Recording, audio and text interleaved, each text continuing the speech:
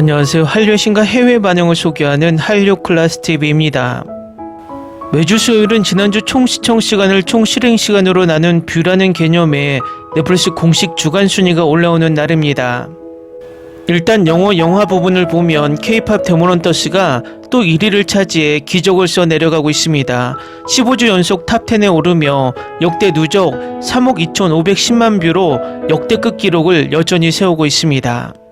비영어 영화 부문에서는 K영화 사마귀가 3위에 올랐으며 K영화 고백의 역사가 10위로 5주 연속 탑10에 올랐습니다. 영어 드라마 부문에서는 캐나다 드라마 통제할 수 없는이 1위에 올라 있습니다. 어제 플리스페트롤 순위에서 이야기했지만 평점이 낮아서 1위 자리를 오래 유지하긴 힘들 것 같습니다.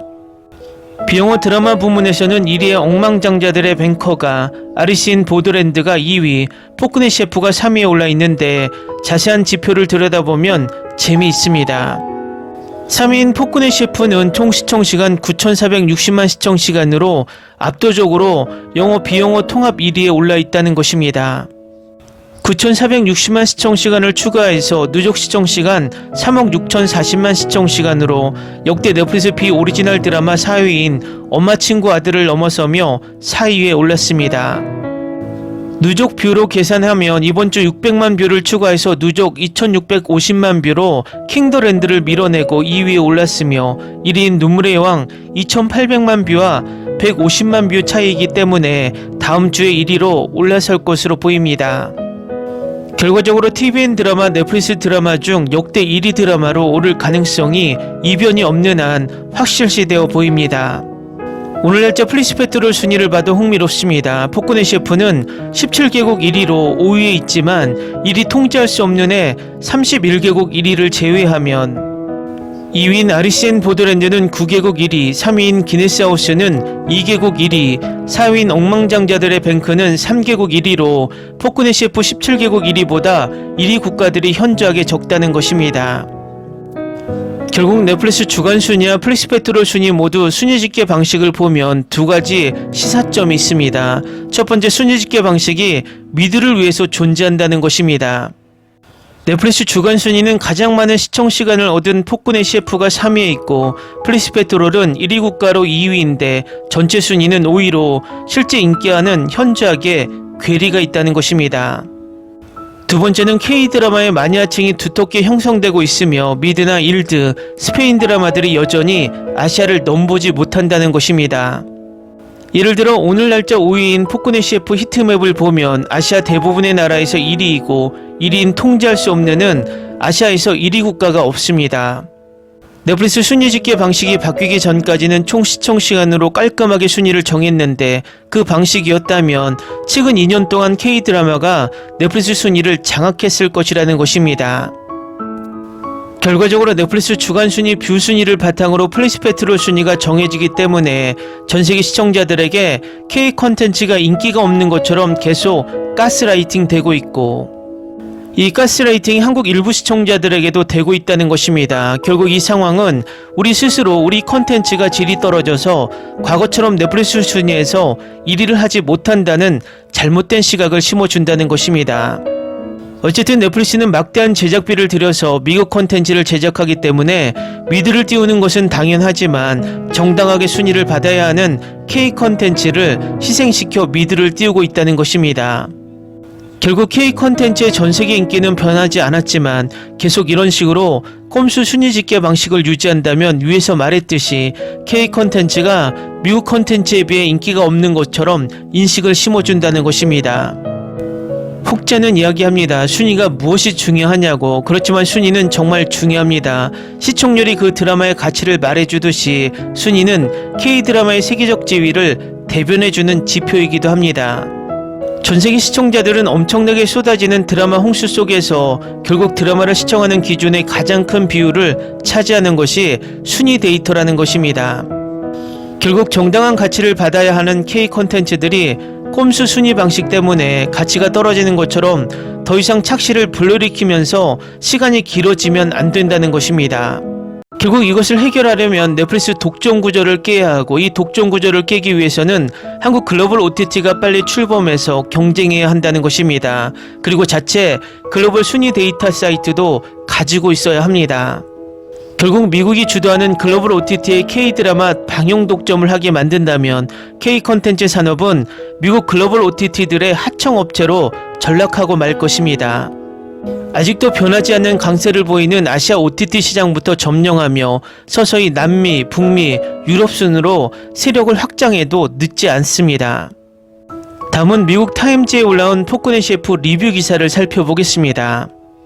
가을 시즌 넷플릭스에서 가장 큰 인기를 끈 드라마 중 하나인 폭군의 셰프는 시대극 로맨스와 미식 모험을 절묘하게 조합하여 K-드라마 팬들의 마음을 사로잡았습니다. 박국재 작가의 웹소설 연산군 셰프로 살아남기를 원작으로 한 12부작 드라마 폭군의 셰프는 현대 요리사 연지영이 타임슬립을 통해 조선시대로 시간여행을 떠나는 이야기를 담았습니다. 과거에 갇힌 지연은 악명 높은 폭군 이연의 통치 아래에서 살아남기 위해 뛰어난 요리 실력을 발휘해야 합니다. 스튜디오 드래곤의 이영 총괄 프로듀서는 타임즈와의 인터뷰에서 판타지 요소가 추가된 만큼 우리의 주된 목표는 역사적 사실만을 고집하는 것이 아니었습니다라고 말하며, 역사적 소재는 로맨스와 드라마라는 메인 장르에 걸맞은 흥미로운 보조 요소이자 유쾌한 사이드 뒤시 역할을 합니다라고 덧붙였습니다. 현대 주인공과 실존했던 역사적 독재자를 모티브로 한 캐릭터 사이의 사랑 이야기를 시청자들에게 어필하려는 이 드라마에 있어 가벼운 역사적 소재는 분명 필요한 요소입니다.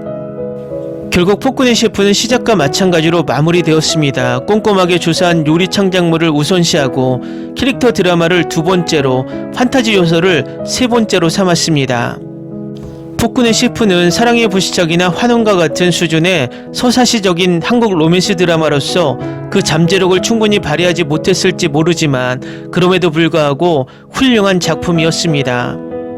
다음은 폭군의 셰프 로튼토마토 미국 영어권 반응입니다. K-드라마에서 줄거리가 매우 잘 맞아떨어졌다고 생각했는데 각 에피소드마다 요리 기법이나 테트론을 탐구하는 아이디어가 정말 환상적이었어요. 역사에 초점을 맞춘 에피소드들은 다소 느리고 지루하지만 액션이 시작할 때는 많은 가치가 있어요. 이 작은 드라마를 강력히 추천합니다. 주로 피비린내 나는 결말에 놀랐지만 만족스러운 결말을 보여줬어요.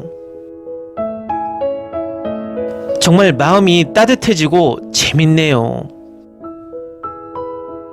이 드라마는 말 그대로 걸작이고 결말도 훌륭해요. 정말 좋아요. 이 시리즈가 끝나서 정말 아쉽습니다. 재미고 가끔은 엉뚱하기도 했지만 항상 정말 재밌었어요. 매주가 지날 때마다 다음 에피소드가 너무 기대됐어요. 뭔가 좀 색다른 작품이에요. 시리즈에 나오는 요리들처럼요. 처음부터 끝까지 정말 재밌었고 주인공과 출연진도 정말 호감 가는 작품이었어요. 정말 좋았어요. 중간 부분이 좀 지루하긴 했지만 마지막 두 에피소드는 정말 최고였어요. 연기도 정말 훌륭했고 결말도 정말 마음에 들어요. 오랜만에 최고의 드라마 중 하나였어요. 너무 무겁지 않으면서도 아주 재밌는 작품이에요. 한번 보세요. 정말 좋았어요. 최고의 베스트 K-드라마. 지금 본 시리즈 중 최고였어요. 드라마, 유머, 로맨스, 서스펜스, 액션까지 쭉쭉 뻗는 구성이에요. 스토리도 좋고 연기도 훌륭해요. 시즌2는 안 나왔으면 좋겠어요. 지금 봐도 아름답고 완벽하거든요. 정말 재밌게 봤어요. 음식 좋아하는 로맨틱한 이야기에 딱 맞는 이야기예요. 시즌이 더 추가되면 좋겠어요. 좀 짧았던 것 같아요. 로맨스 스토리에 멋진 반전을 더했습니다. 제가 가장 좋아하는 부분은 등장인물들이 음식을 맛보고 행복의 세계로 튕겨져 나가는 장면입니다. 이 드라마 너무 좋아요. 케미도 좋아요. 둘이 실제 커플이었으면 좋겠어요. 더 할 말이 없어요. 모든 게 완벽해요. 시즌2가 필요해요. 요리 경쟁, 음식에 대한 존중 그리고 셰프로서의 삶이 이 작품을 흥미롭고 분명 애정어린 작품으로 만들어줍니다. 한국 문화 소개가 흥미를 더했고 실제로 두뇌가 활성화되는 재미있는 작품입니다.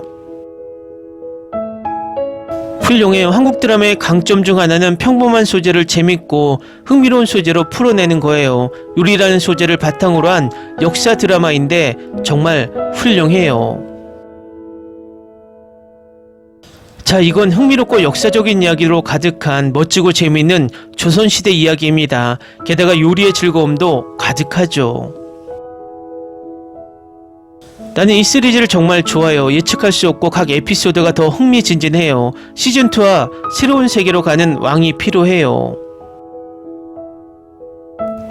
역대 최고의 빙글빙글 쇼, 온갖 즐거움이 가득, 역사적인 배경과 의상 디자인, 멋진 촬영, 두 주인공의 유쾌한 연기, 현대와 고전의 조화, 음식도 맛있고 정말 신선하고 흥미진진해요. 보는 내내 입이 귀까지 찢어질 정도로 미소가 지어졌어요.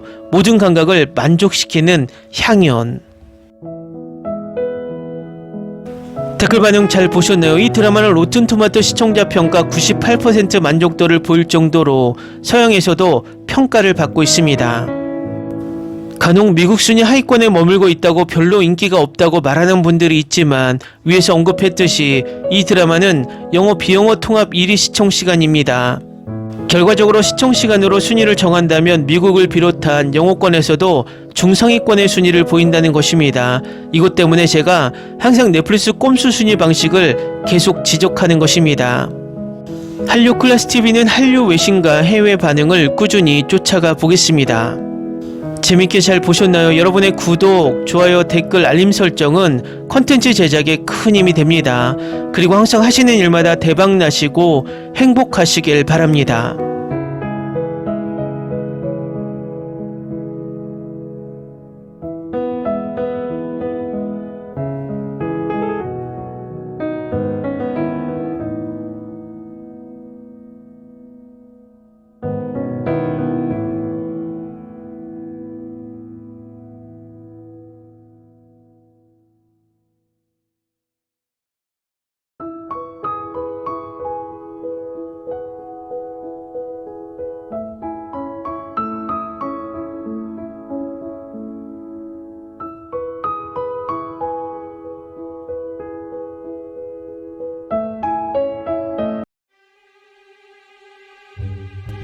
Ni se te ocurra. Olvida el ganso y los tomates. No hables de las ballenas. No es un acuario. No actúes como tonta. Que eras una genio. ¿Sí?